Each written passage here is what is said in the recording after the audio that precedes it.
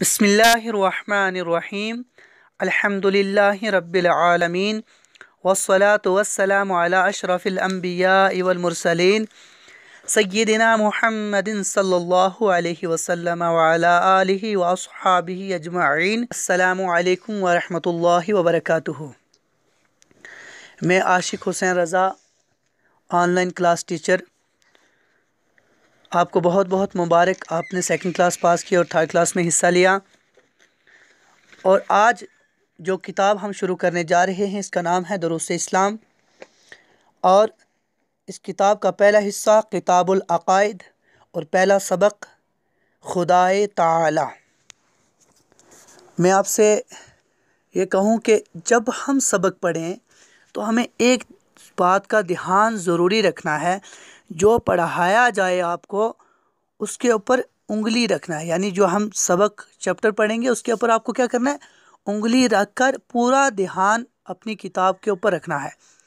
और आपको ये समझना है कि हमारा क्लास टीचर हमारे सामने है और हमें पढ़ा रहा है। ओके, ठीक है, हम शुरू करते हैं। खुदा एक है, खुदा एक है, पाक और बेऐब है, पाक और बेऐब है।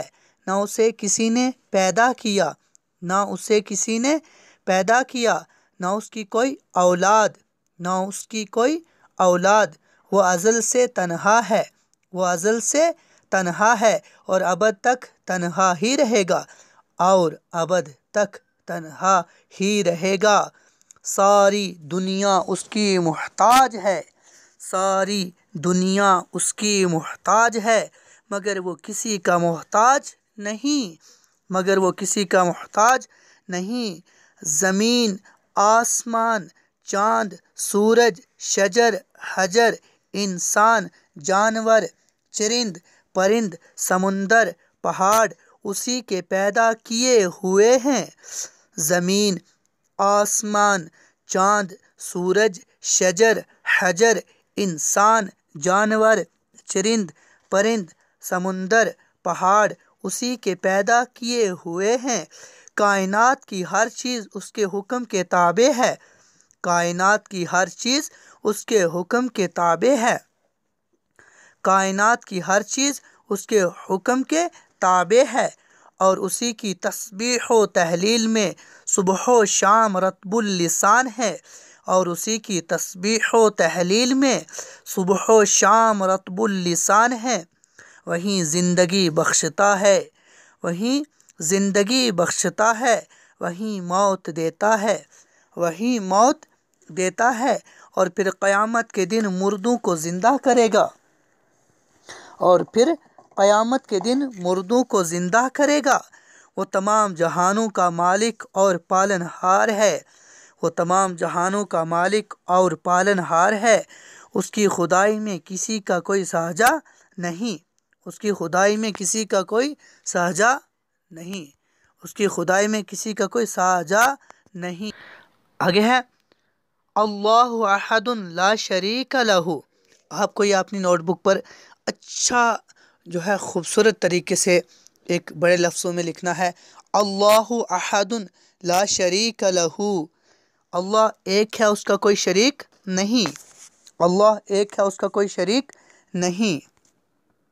और आगे आपको ये जो है ज़बानी याद करने हैं, और जिसको पढ़ना भी है उस ज़बानी याद भी करना है, ठीक है।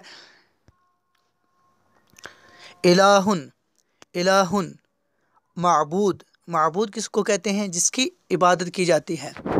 माबूद कौन है, जिसकी इबादत करते हैं उसको माबूद कहते हैं। हम इबादत अल्लाह की करते हैं।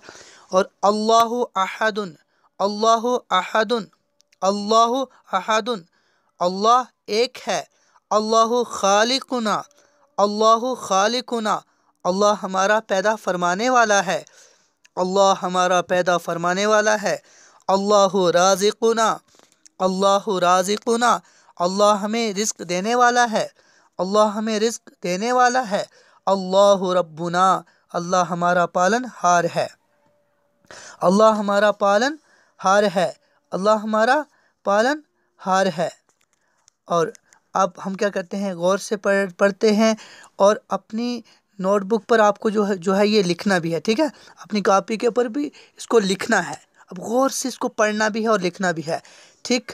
اور دیکھیے کیا ہے، خدا ایک ہے، خدا ایک ہے، خدا پاک ہے، خدا پاک ہے، خدا بے عیب ہے، خدا بے عیب ہے، خدا ازل سے تنہا ہے، خدا ازل سے تنہا ہے، خدا ابد تک تنہا ہی رہے گا، خدا ابد تک تنہا رہے گا، خدا موت دیتا ہے، خدا موت دیتا ہے، خدا زندگی بخشتا ہے۔ آپ کو پتہ ہے میں نے اوپر والا سبق کیوں چھوڑا ہے؟ اس لیے کہ آپ کا دھیان اپنی نوٹ بک پر ہونا چاہیے۔ اب میں نے اس لیے پہلے نیچے والا سبق پڑھایا ہے، اب اوپر والا پڑھتے ہیں، جو جملے بنانے والا سبق ہے وہ پڑھیں گے، ٹھیک ہے۔ کون سا ہے؟ محتاج، رطب اللسان، پالنہار، کائنات، بے عیب، بخشنا۔ نیچے دیے گئے لفظوں کی مدد سے جملے بنائیں۔ ہم کو کیا کرنا ہے، ان جو لفظوں کی مدد سے ہم کو جملے بنانے ہیں، ٹھیک ہے۔ ہم مان لیے جملے کیسے بنتے ہیں، آپ کو بتایا، جملے میں ایک جملہ آپ کو بنا کے بتاؤں گا، ٹھیک ہے۔ یہ جملہ کون سا بتائیں گے؟ کائنات، ٹھیک ہے۔ کائنات کی ہر چیز اس کے حکم کے تابع ہے، کائنات کی ہر چیز اس کے حکم کے تابع ہے۔ اسی طرح سے ہم کو جو ہے باقی بھی جملے بنانے ہیں، جیسے اللہ۔ اب آگے الفاظ معنی یاد کرنے بھی ہیں اور لکھنے بھی ہیں، ٹھیک ہے۔ آپ کو یاد بھی کرنے ہیں اور لکھنے بھی ہیں، اور اپنی نوٹ بک پر لکھنے ہیں۔ اور یہ ہے الفاظ معنی۔ بے عیب، بے عیب کسے کہتے ہیں؟ جس کے اندر کوئی عیب نہ ہو، جس کے اندر کوئی عیب نہ ہو۔ ازل کہتے ہیں شروع سے، ابد کہتے ہیں آخر تک، محتاج کہتے ہیں حاجت مند کو، مانگنے والے کو، حاجت مند جس کو کوئی حاجت ہو یا کوئی کسی سے کچھ مانگتا ہے اس کو کہتے ہیں محتاج۔ کائنات کہتے ہیں دنیا کو، کائنات دنیا، دنیا میں کیا کیا آتا ہے آپ کو پتہ، پوری چیزیں دنیا میں آتا ہے، ٹھیک ہے، اس کو کہتے ہیں کائنات۔ تسبیح کہتے ہیں، تسبیح کسے کہتے ہیں؟ اللہ تعالیٰ کی حمد کو، حمد کو کہتے ہیں تسبیح۔ اور تحلیل کہتے ہیں ذکر کو، لا الہ الا اللہ، ٹھیک ہے۔